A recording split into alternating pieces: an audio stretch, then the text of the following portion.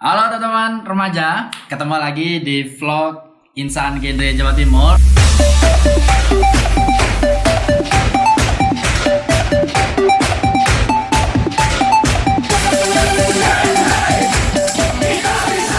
Saya Haidar dan kali ini saya bersama dengan cewek termantul. Apa lagi? Remaja termantul, masih remaja ya? Masih. Ya bisa jadi. Boleh ya? Boleh lah ya. Ada Kak B, tepuk tangan buat Kak B teman-teman. Luar biasa. Halo Kak B. Hai. Apa kabar hari ini Kak B? Baik, puji Tuhan, Luar sehat. biasa. Mudah-mudahan teman-teman juga yang melihat vlog kita juga dalam keadaan sehat ya.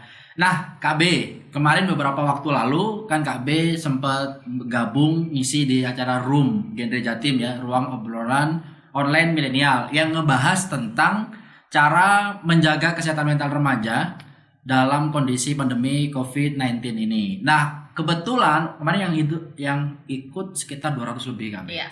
Banyak banget antusias teman-teman juga luar biasa dan banyak pertanyaan juga yang belum sempat kita jawab KB ya, karena waktunya sangat terbatas. Betul. Nah, vlog kali ini kita akan menjawab beberapa pertanyaan teman-teman yang kemarin belum sempat kita bahas di obrolan online di grup WhatsApp. Ya, ada beberapa pertanyaan nih KB. Kita mulai KB ya. Ya. Pertanyaan yang pertama itu ada dari Syahruni dari Kabupaten Madiun. Halo Syahruni. Pertanyaannya Kak B, Kak, seperti yang sudah kita semua tahu tentang anjuran saat ini, yaitu di rumah aja, memang ada banyak hal yang bisa kita lakukan saat di rumah aja. Seperti yang sudah Kak B jelaskan di atas, yang bersifat positif agar dapat menstimulasi pikiran. Tapi apakah faktor lingkungan juga mempengaruhi untuk kita bisa berpikir positif? Atau lebih simpelnya, bagaimana sih kita bisa tetap berperilaku atau beraktivitas positif di tengah-tengah lingkungan yang mungkin bisa dikatakan kurang menyenangkan, Kak B? Oke. Jadi ini tadi kita belum sempat informasikan. Jadi Kak B ini adalah seorang psikolog, teman-teman. Jadi sudah menempuh pendidikan psikolog dan tahun ini ya lulus tahun Tahun ini lulus tahun di ini. Jadi ini bulan Februari kemarin. Mm-mm. Jadi narasumber kita luar biasa, termantul, saya bilang termantul tadi. Ya kan langsung dijawab oleh ahlinya ahli. Alah. Ya. Pertanyaan yang pertama tadi KB. Ya, jadi apakah bisa tetap berpikir positif di tengah-tengah situasi yang mungkin tidak menyenangkan? Betul. Gitu ya? Ya, sebenarnya bisa, karena segala sesuatu itu pusatnya adalah diri kita. Benar. Kayak gitu. Ketika situasi lingkungan di sekitar kita itu tidak menyenangkan, maka jangan pakai kata seharusnya Ya. atau idealnya Ya. di dalam pikiran kita, karena itu yang membuat kita makin stres, sehingga makin bikin mikirnya negatif terus sampai nggak bisa produktif karena Betul. merasa, duh kok lingkunganku seperti ini sih, seharusnya tuh kayak gini, harusnya tuh gini. Jadi alangkah baiknya untuk menghapus Pikiran kata-kata itu ya. seharusnya di dalam pikiran kita. Jadi kita alangkah baiknya menerima Ya. kondisi kita yang mungkin di lingkungan ini tidak menyenangkan. Ya. Ketika tidak menyenangkan, ya apa yang bisa kita lakukan kayak gitu. Kita menerima kondisi yang tidak menyenangkan ini dan berpikirlah positif. Oh ya, memang mungkin misalnya Ya. saja keluarga saya memang sedang tidak baik-baik. Oh ya, ini keadaan yang harus saya hadapi. Ya. Lalu ketika keluarga saya tidak baik-baik, masa saya juga ikutan tidak baik-baik? Benar. Nah, dan seterusnya. Jadi untuk bisa berpikir positif atau berperilaku positif nantinya, ya paling dasar sendiri adalah kita menerima kondisi situasi yang tidak baik. Jadi itu yang pertama ya, harus bisa menerima keadaan teman-teman. Ya. Toh ini juga sifatnya sementara ya, Iya. sementara, jadi nggak usah khawatir. Itu ya untuk Syahruni udah dijawab oleh Kak B langsung, mudah-mudahan bisa menjawab pertanyaan dari Syahruni. Kemudian pertanyaan yang selanjutnya nih Kak B. Pertanyaannya datang dari teman kita Intan Baiduri dari Pamekasan. Wah ini dari Pulau Madura nih. Mau tanya Kak, ya. Ketika kita di rumah aja, tentunya akan banyak waktu yang kita habiskan dengan keluarga. Beruntung jika keluarga kita mengerti dan bisa diajak waspada. Tapi keluarga saya malah panik alih-alih waspada. Saya jadi ikut tertekan di rumah dengan keadaan seperti itu. Semuanya pada ketakutan dan resah. Tidak bisa sharing tentang berita terbaru COVID-19 dengan keluarga karena hanya akan membuat keresahan baru. Kira-kira bagaimana ya Kak caranya meyakinkan keluarga kita agar tidak panik? Jadi ini keluarganya malah heboh. Hebohnya adalah karena panik gitu. Nah, di di sini dari saking paniknya akhirnya menerima semua sumber informasi serba ketakutan. Nah ini gimana Kak Bea harus menyikapinya ini? Ya, ini ngomongnya harus pelan-pelan gitu ya, Ya. dan didukung dengan data yang akurat kayak gitu. Jadi buat siapa tadi? Sorry namanya. Si Intan. Ya, buat Intan. buat Mbak Intan ya alangkah baiknya mencari sumber data yang akurat terkait dengan perkembangan COVID-19 yang sekarang. Yang mana banyak kok berita-berita positif yang Ya. mana bisa setidaknya menenangkan bahwa APD sudah dikirim Betul. dalam jumlah kapasitas yang Yang banyak, besar, ya kan? Kemudian tim dokter, tim medis semuanya, Kapolri, Satpol PP Ya, semuanya udah kita bergerak bekerja bersama. bergerak bersama. Jadi diberikan data-data yang akurat dan menunjukkan bahwa Indonesia nih melakukan langkah gitu loh, nggak diem aja, kita semua ini serius. Jadi paling tidak itu bisa mengurangi rasa kecemasan atau ketakutan. Ya. Jadi itu ya Intan ya, mudah-mudahan rasa ketakutannya hilang menjadi rasa kewaspadaan. Iya. Kemudian lanjut nih Kak B.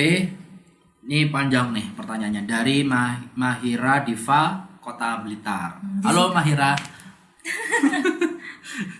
Pertanyaannya, dengan adanya himbauan untuk di rumah aja, itu akan berdampak juga pada komunikasi yang terbatas dan hanya mengandalkan HP untuk berkomunikasi.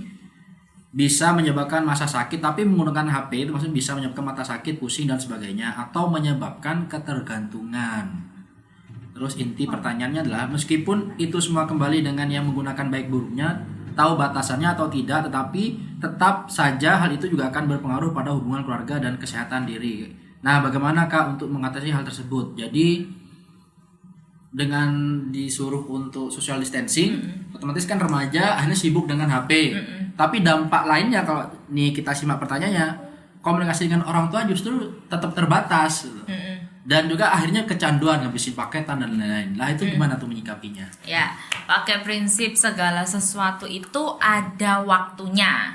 Ada gitu ya. ada takarannya Ya, sendiri-sendiri. ada waktunya. Jadi kapan teman-teman ini sibuk online, kapan teman-teman ini berinteraksi dengan orang tua, dengan orang tua di rumah. Di rumah. Kapan teman-teman ini fokus mengerjakan tugas kan semua sekarang tugas-tugas online serba juga. Online, Jadi semuanya itu ada, benar tadi yang disampaikan Kak Haidar, ada takarannya, ada batasan waktunya. Jadi nggak dalam 24 jam kan kalian pegang HP jebol HP-nya nanti ya.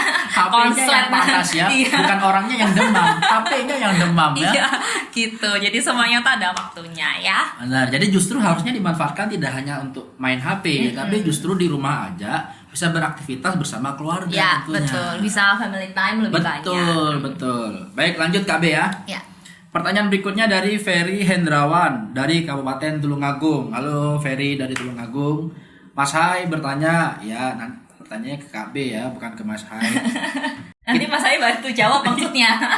Saya bantu ngangguk-ngangguk doang. Kita sebagai mahasiswa kesehatan merasa jika kita juga bisa membantu. Tapi di sisi lain kita belum siap dalam alat pelindung diri untuk lebih safety dalam penanganannya. Di samping itu, kita sebagai mahasiswa juga merasa masih belum kompeten sepenuhnya dalam penanganan hal ini. Kami juga takut jika bertindak gegabah akan menimbulkan masalah baru yang tidak sesuai dengan protokol karena kompetensi kami yang masih diragukan sebagai mahasiswa. Pertanyaannya, hal apa Mas yang harusnya kita lakukan sebagai mahasiswa kesehatan agar bisa membantu memotong COVID-19 ini tanpa menentang adanya protokol? Jadi ini mahasiswa kesehatan merasa terpanggil, sebenarnya tidak hanya untuk mahasiswa kesehatan ya, mungkin mahasiswa-mahasiswa atau remaja-remaja yang lain merasa terpanggil, tapi karena tidak punya kompeten, akhirnya kan secara protokol nggak boleh, karena memang berdampak buruk ke dirinya atau yang lain-lain. Nah harusnya gimana nih ketika kita punya rasa kepedulian yang tinggi untuk membantu, tapi kita tidak tidak punya kapabilitas untuk membantu itu? Ya, ada satu istilah seperti ini, jangan seperti seorang petinju yang sembarang saja memukul, ya. Artinya apa? Kita ini menghadapi wabah yang bukan main-main. Benar. Kayak gitu. Kalau tidak dibekali dengan kompetensi yang sangat yang sangat memadai, ya itu akan membahayakan diri sendiri, terlebih orang-orang yang di sekitar kita. Kalau memang belum memiliki kompetensi yang cukup, kamu berada di rumah itu kamu sudah membantu itu kamu sudah menjadi pahlawan ya, benar. pahlawan buat diri sendiri dan buat orang-orang di sekitarmu kayak Nah. gitu. Jadi untuk mengatasi wabah ini nggak selalu harus berada di garda yang paling depan kok untuk membantu. Saya Benar. tahu semua kalau kayak gini ini kan semua pengen bantu gitu. Betul. Ya, tetapi ya kita tahu situasinya tidak memungkinkan. Ya. Bila tidak dimungkinkan ya lebih baik di rumah aja. Di rumah aja. Jadi buat siapapun, buat teman-teman semuanya, jadi di rumah aja itu salah satu bentuk kepedulian kita untuk membantu tim medis ya, Ya. yang cukup tim medis aja yang bekerja di luar, kita di rumah saja. Ya. Nah, itu salah satu bentuk pertolongan kita atau bentuk bantuan kita yang sederhana tapi Dampaknya itu sangat- besar. Dampaknya besar gitu Ya, ya. betul. Baik, itu ya Ferry ya. Lanjut lagi. Nih, Kak, gini. Aku hidup di lingkungan desa. Ini dari siapa? Oh, ini dari pertanyaannya dari Yunita Al-Maulidah dari Lamongan. Pertanyaannya, Kak, gini Kak. Aku hidup di lingkungan desa dan aku juga cukup mematuhi perintah dari pemerintah yaitu lockdown. Dari sebenarnya pemerintah Maksudnya nggak di rumah lockdown ya. aja. Di rumah aja ya. Kita pemerintah kita nggak pakai sistem lockdown ya. Jadi hanya di rumah aja atau social distancing. Maksudnya itu ya, yaitu di social distancing. Dari keluarga juga melarang aku untuk keluar rumah. Sedangkan ada teman aku yang ngajak main keluar. Jelas aku kan menolak. Terus sikap teman aku itu kayak berbeda, lebih tidak friendly. Kan jadinya kepikiran. Jadi gimana Kak menyikapi hal tersebut? Oke, ya Diajak temannya main. main. Dirinya udah nolak nih. Ya, Tapi bagus. Dimusuhin Ah, dari teman yang lain. ya betul, mati satu tumbuh 1000 loh. Enggak ya, semuanya tuh bisa dikomunikasikan. Ya. Percayalah itu bisa dikomunikasikan. Nah ini waktunya siapa tadi Si namanya? Yunita. Ya, waktunya Yunita untuk mengedukasi temennya. Ini loh kenapa kok nggak ikut-ikutan keluar Ya. kayak gitu. Bukan karena aku ini nggak mau berteman, bukan karena aku ini sombong dan Ya. lain sebagainya. Tapi tahulah ini kondisi ini bukan kondisi untuk kalian diliburkan, itu bukan untuk jalan-jalan kayak Bukan gitu ya. malah pariwisata, saudara-saudaraku. Bukan malah nongkrong kayak gitu ya. Iya. Jadi ini memang untuk memutus rantai penyebaran memang harus di rumah aja. Benar. Dan itu ya bisa Yunita kasih share video yang mengedukasi teman-teman Benar. lah supaya untuk stay di rumah sementara waktu. Sementara waktu Ya. ya beraktivitas di rumah saja. Kalau mau ngobrol dengan temannya bisa lewat WhatsApp. Ya, atau enggak platform video yang lain. call. Video call juga bisa. Banyak Ya. cara yang bisa kita lakukan, cara-cara kreatif. Justru harusnya ketika di rumah aja banyak hal kreatif yang akan timbul. Seharusnya begitu. Seharusnya seperti itu. Jadi ambil sisi baiknya teman-teman. Jangan Iya. lihat sisi buruknya atau melihat pada seharusnya tadi. Iya. Hindari kata seharusnya. Betul. Lanjut, nih pertanyaan terakhir nih.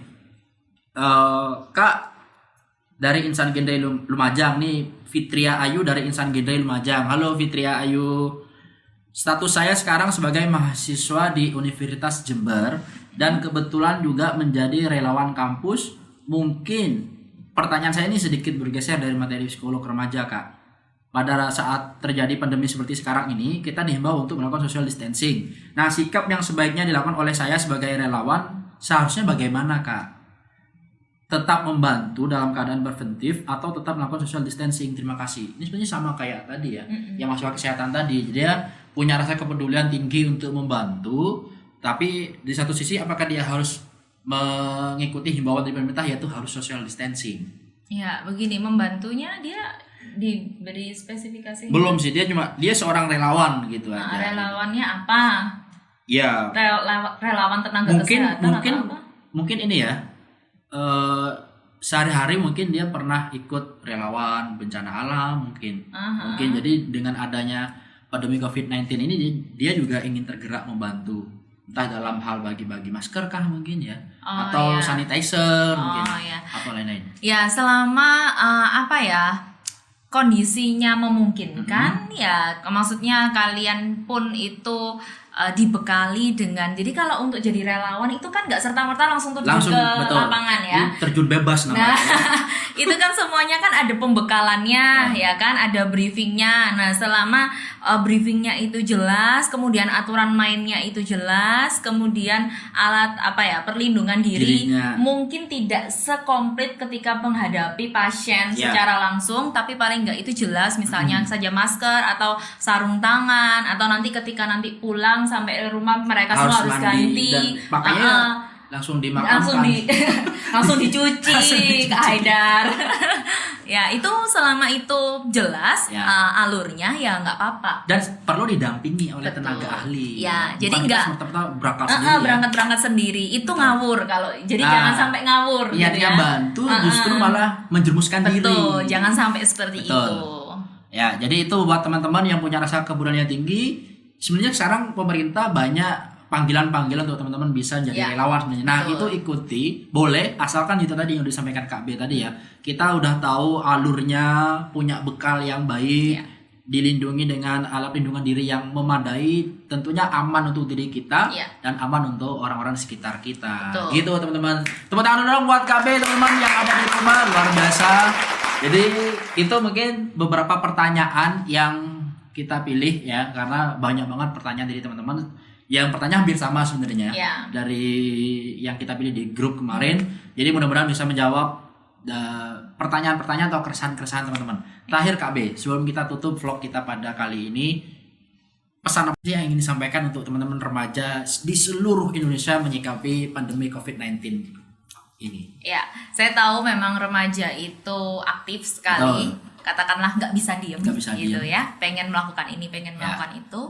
Tetapi percayalah satu hal ya, semoga dengan kondisi ini mengajarkan kita banyak hal tentang value kehidupan. Ya, dimana kita harus sabar ya. Itu yang pertama. Yang pertama ya sabar kayak gitu ya, dalam menghadapi ini tuh harus sabar. Aku pengennya ini, pengen itu, kita tekan ego kita. Betul. Ya. Kita sampingkan dulu ego kita ya, kita hadapi ini dengan sabar karena ketika kita sabar ya percayalah wabah ini akan segera berakhir kayak gitu ya. Kemudian yang kedua adalah tetap berpikir positif. Berpikir positif karena saya tahu ya pikiran manusia itu dalam tanda kutip ya bisa jadi jahat ketika kita udah sendirian, dalam kondisi sendirian, misal dia banyak waktu diluangkan di rumah kan sekarang ini, pikiran itu bisa liar gitu loh.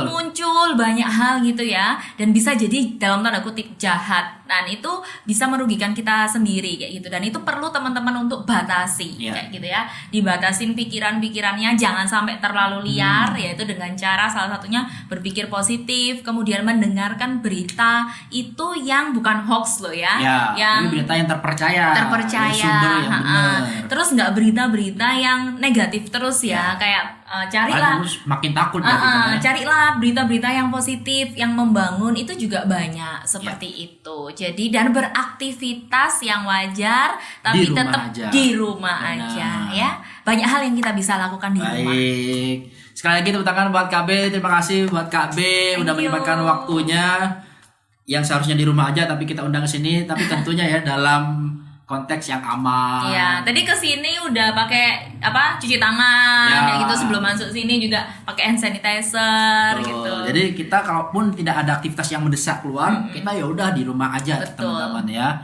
Nah, itu teman-teman, mudah-mudahan bisa membantu keresahan teman-teman, dan dari kita sebenarnya bisa untuk menjadi duta social distancing.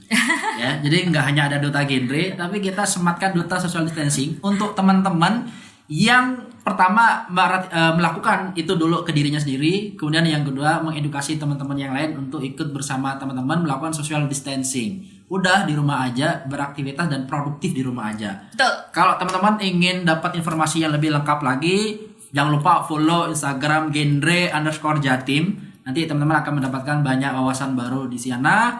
Mau sharing-sharing, mau tanya juga DM genre_jatim. Kalau mau sharing-sharing langsung dengan Kak B juga bisa follow di Instagramnya apa Kak B? Sabella Sakarisa. Sabella Sakarisa nanti ada di sini ya.